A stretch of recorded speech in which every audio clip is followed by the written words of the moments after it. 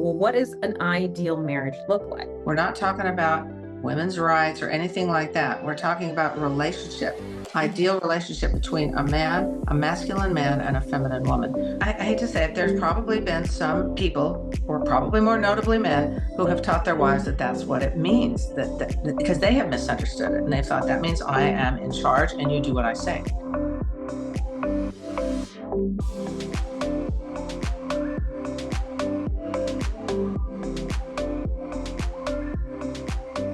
Hello, everyone. Welcome back to the Fascinating Womanhood channel. On our channel, we talk about everything that has to do with developing femininity and building strong, long-lasting, loving relationships. I am Cherry Lynn, and I am here with my mom, Dixie Andelin Forsythe. Hi. Hi. So today we are talking about submission in marriage. Is it a recipe for happiness or not?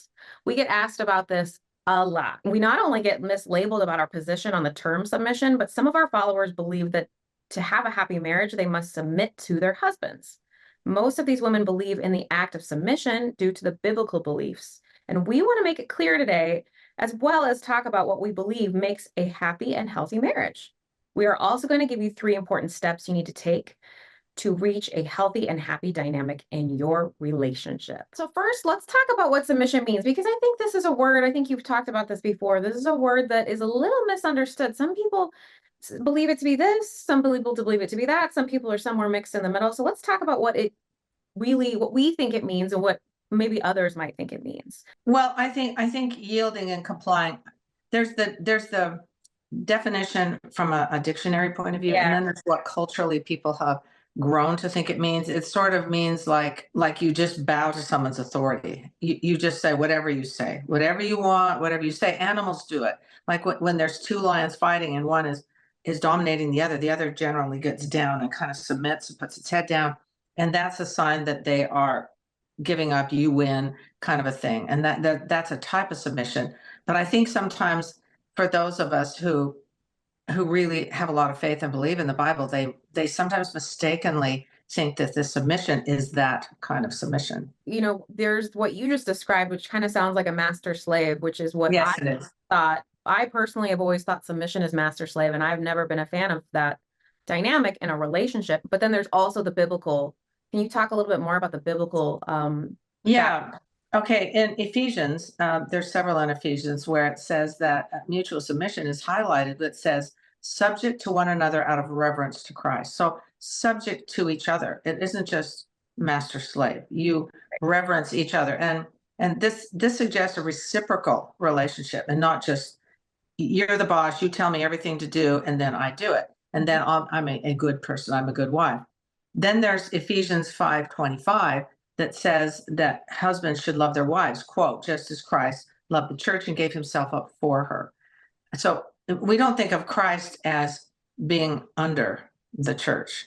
It's kind of a mutual thing. Right. Then it emphasizes a loving relationship rather than a dominating one. And sometimes I hate to say it, there's probably been some people, or probably more notably men, who have taught their wives that that's what it means, that because they have misunderstood it and they thought that means I am in charge and you do what I say. Well, Okay, then the next one is it also addresses it in Ephesians 5:22-24, which says, wives, submit yourselves to your own husbands as you do to the Lord. For the husband is the head of the wife, as Christ is the head of the church, his body, of which he is the Savior. Now, as the church submits to Christ, so also wives should submit to their husbands in everything. But then there's another verse. So you could cherry pick and take one thing and not look at all the other references to submission, where it says in Ephesians 21, submit to one another out of reverence for Christ. So it's one another.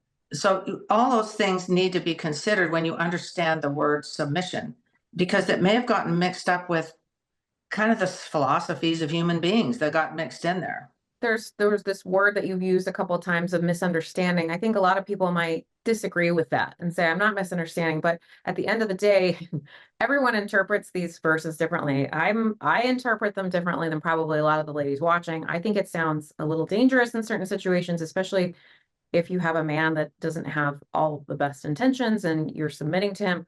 To me, some of these things are a little they're a little unhealthy in my mind. But again, it's all interpretation. When you compare the general views that you just shared, and then you look at the biblical views, you can't help but be left with a couple of conclusions. The positives of submission that I'm hearing, because there are some positives, Yes. that there's overall trust, and allowing someone to lead is not a bad thing. It's not necessarily ever a bad thing, especially if they are talented in that area or a better Well, leader. and you also have an established relationship where you know that they love you. There's an established love pattern between you that's already been confirmed. It's already there. It's a foundation for your marriage, is you love each other rather than, okay, now we're married. Now I tell you everything to do and you just do it. Well, and then there's the showing him respect in a sense. I like that part of the term submission. I like that there's respect, mutual Yeah. respect, and a feeling of respect and trust. I think that's good. But Yeah. the general negatives that are coming from that this is our opinion, that we conclude, is the dictatorship, the control aspect, the master slave, as we already mentioned, and potentially even legal rights. Some people take this a Yeah. little far and they even say that the man has everything, they're leading legally and you're submitting to him legally, which can be kind of dangerous. It's only fair to point out too that some in our society today, in some instances, it's been switched around, and the woman is the one who is in Right. charge and becomes the dictator. It isn't always the man.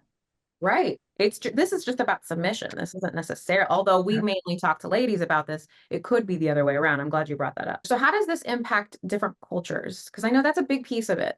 Some of us look into that and some of us don't. I happen to be one that's interested in different cultures. And I've noticed that there's some where women are severely restricted and women are basically treated even legally as property. And we can't be too critical of these people because even in this country, that was the thing. That's been in all cultures periodically throughout the history of the world, where at times it's been legally that women, when you marry a man, everything you have is his legally. Mhm.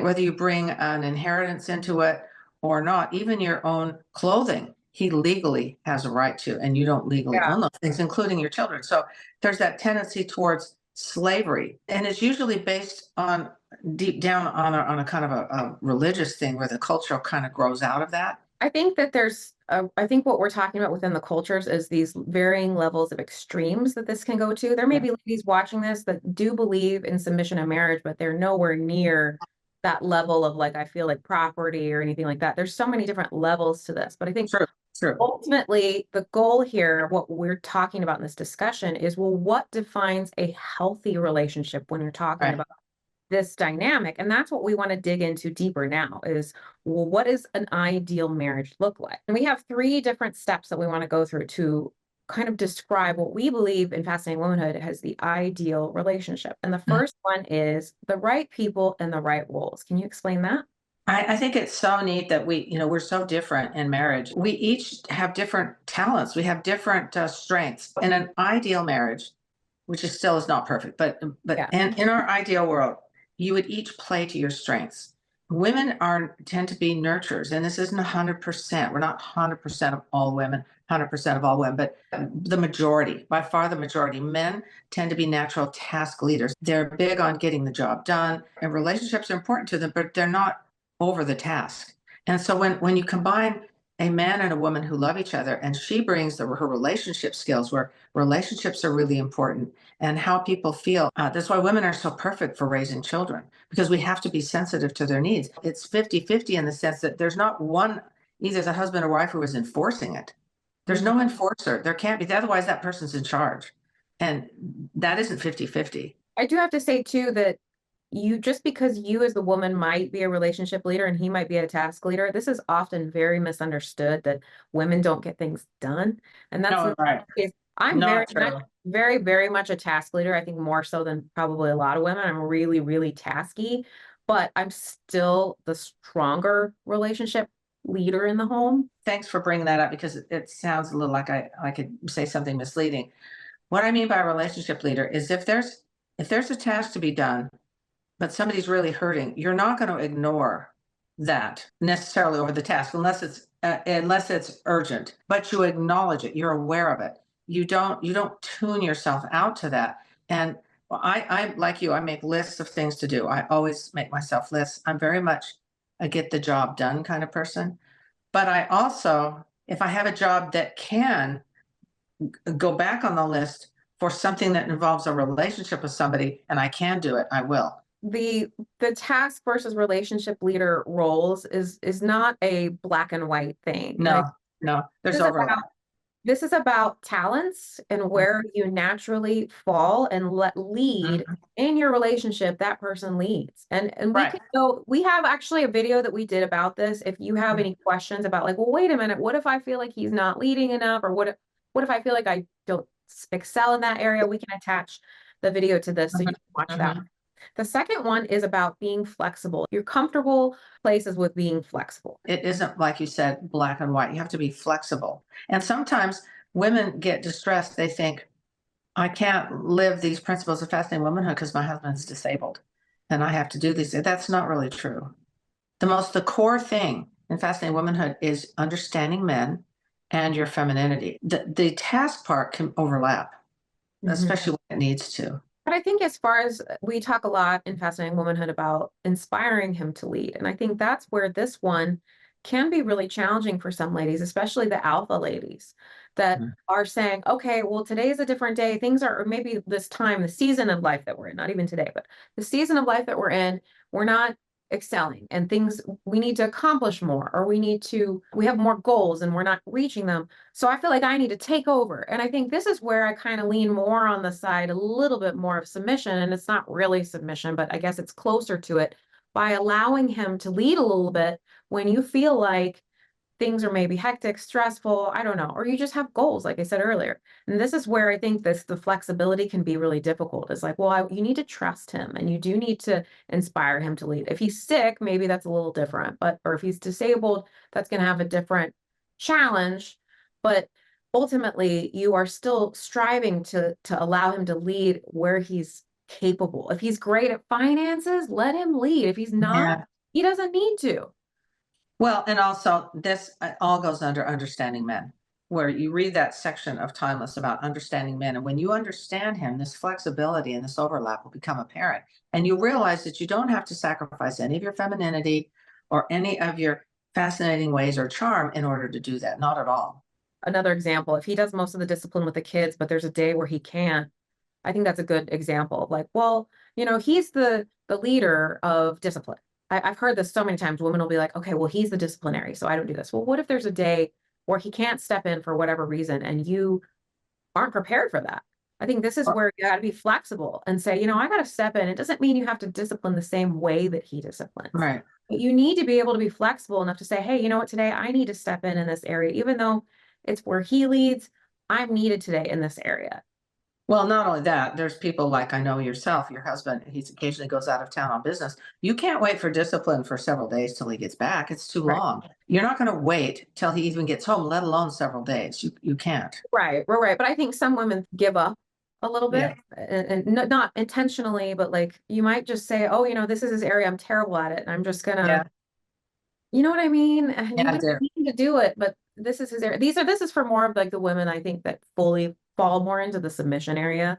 Mhm. Not as much as the more balanced. This is why we keep talking about this though. It's the Yeah. balance is so much better. I mean, think about a business and how partners work in a business. Like the ideal business is run by two minds that kind of think alike yet don't and have different strengths. And it's not that different in your family and in your marriage. You want to have that ability to work together instead of just one person is just you're bowing down to one person.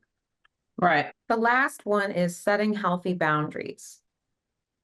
Sometimes the women who feel very strongly about this submission from the what they perceive as religious, but actually they may not totally understand it, is the tendency for some women to become doormats. Not just men, but even their children kind of run them all over the place, and they become haggard. And you don't for you to be a slave to your family or to anyone does not make them love you more. It doesn't do that, and it's not right, and it's not healthy for your relationship. It's not a healthy boundary. And the tendency, if you have the attitude of he just says everything, I just do what I'm told, the tendency to be for you to be treated like you're a slave or a doormat is sort of human nature. And it's important to set boundaries and not let people push you too far. I think too with women we tend to be really sensitive in general, and some of us more than others, but I've even caught myself falling into this weird kind of trap where I feel like I'm just trying to please everybody. I don't know if Yeah, you ever felt that way. You feel like yeah. you're suddenly falling into this weird submissive pattern and you're kind of just thinking about everybody and not really yourself. And I have to be honest with you, I don't know about everybody else, but or about you, how you felt, but it makes me feel bad. Like I feel good that I'm taking care of everybody else, but I also kind of feel sad that I'm not that I'm just putting everybody first and I'm last and I don't Well, and also there's a matter. feeling of you're not, there's also a feeling with that often that you're not succeeding. And because people began to say, well, at least you feel like they're saying that's not good enough. You trying to help them is not good enough. Well, you didn't do this for me, you didn't do that for me. So there's a suddenly you feel like you're in a sandwich and you can't get out. And all you've done is to try to please people. You've made special food, you've gotten them treats or whatever it is you do, and it's not good enough. You can fall into that too, where you're not appreciated.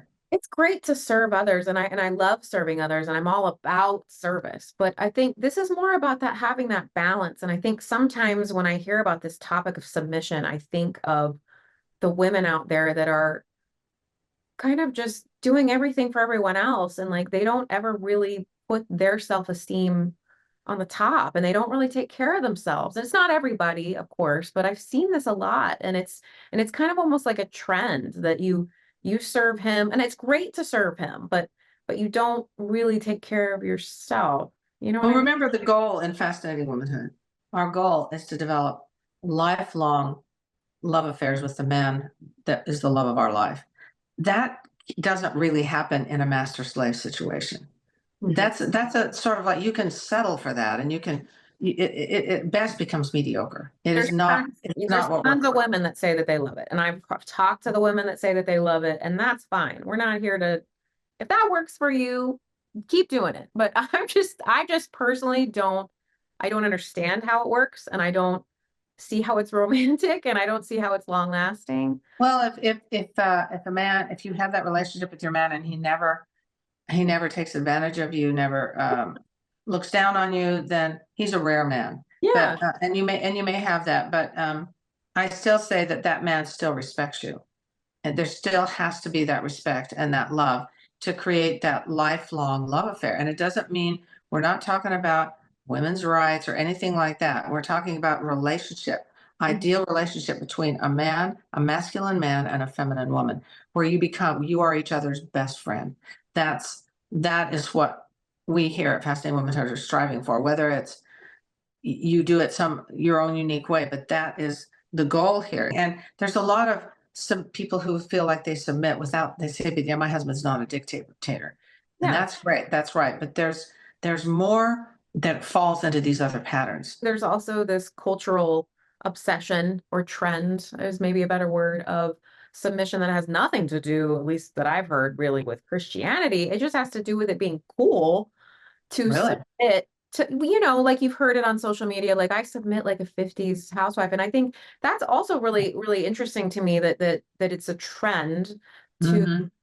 it's almost like you like the way it looks versus the actual relationship that it's bringing you. Well, it has to be the way it looks because I lived in the 50s and that's not how it was. So Well, it's been kind of hijacked into meaning that when it actually didn't. it's their idea, it's their Yeah. fantasy of what the 50s was because they weren't there. So that's their impression of the 50s by watching movies. And they want to follow in those footsteps. But in reality, it's a bit of a fantasy. Yeah. I wasn't alive then. This is what I see. This is my visual of that time period. And I think some people see it and they think it looks fun and it looks ideal, which I don't really see why, but some people do. And we're here to tell you that it's not ideal. Well, It can be dangerous and it's not healthy. I think about Leave It to Beaver. I hear people all yeah. the time idolizing June Cleaver and her pearls and her heels and like how she but it's such a fantasy, and I love Leave It to Beaver, and I love June Cleaver, but, like, really taking that seriously and using it as kinda like a little bit of a subconscious role model in your life is really, really perplexing to me. I've seen people talk about that and how they want to have that lifestyle, and it's just It was a fantasy in the first place. Like when I yeah, watched the Leave It to Beaver with June Cleaver, my mother, she raised us in that period of time. And I remember clearly going to stores and seeing rounders that said house dresses. They Mhm. weren't like June cleavers, they were more practical house dresses. And house shoes were never heels, they were always flat. And women didn't wear pearls unless they were going out. So, I mean, it's just a show. But this isn't about wardrobe. This is about like the master slave, like he's in charge, and I just walk around looking like a doll all day and do what he asks me to do, which is It what didn't work. It didn't happen. It didn't happen. happened. I mean, I'm sure maybe there were people that were maybe a little bit like that, but generally it wasn't really like that. It was just shown like that on TV. And Well, the reason we had first wave feminism in the 60s is because of the brewing stuff that was going on in the 50s where women were getting more and more fed up. So it wasn't like the 50s were this really happy, idyllic time. People would never have changed from it if it was. But women got fed up with some of the things that they put up with in the 50s, notably the master slave thing. And did you know it wasn't even, police never even, rarely ever came to houses when there was domestic disputes. They said it's between a husband and wife. So yeah, all that had to change with the laws. The laws had to change. It wasn't automatically like that. right.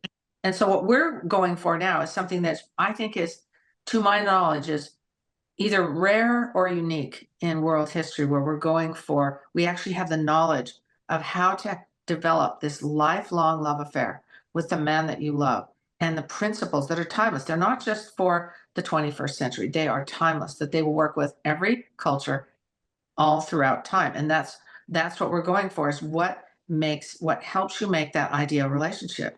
As long as you have a basically good man and a basically good woman, imperfect, basically good, you can do your part to create this. Right. And that's why we're addressing this subject. Right. If you have any other thoughts or comments about submission and what it means to you, what you think about it, we'd love to hear from you down below. Any kind of point of view that you have, whether you disagree, whether you agree, somewhere in the middle, we would love to hear from you. Yeah. Comments and read them.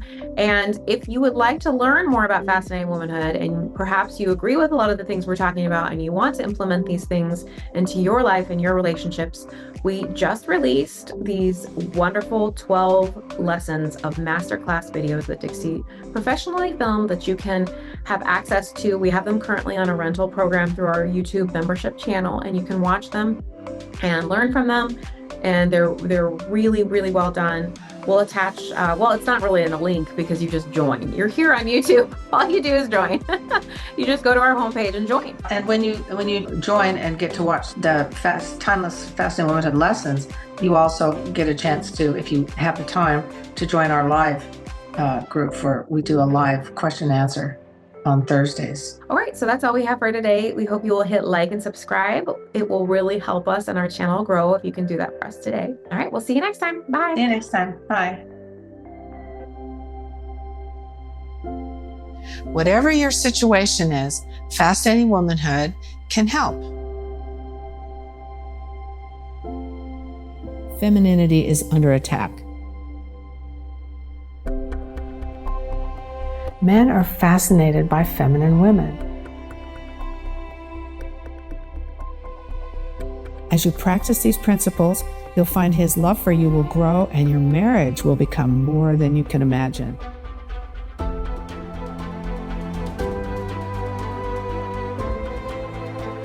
Good men need us to believe in them. Most men are starving for this. Even small changes produce dramatic results. Don't sell yourself short. You have enormous potential, no matter who you are.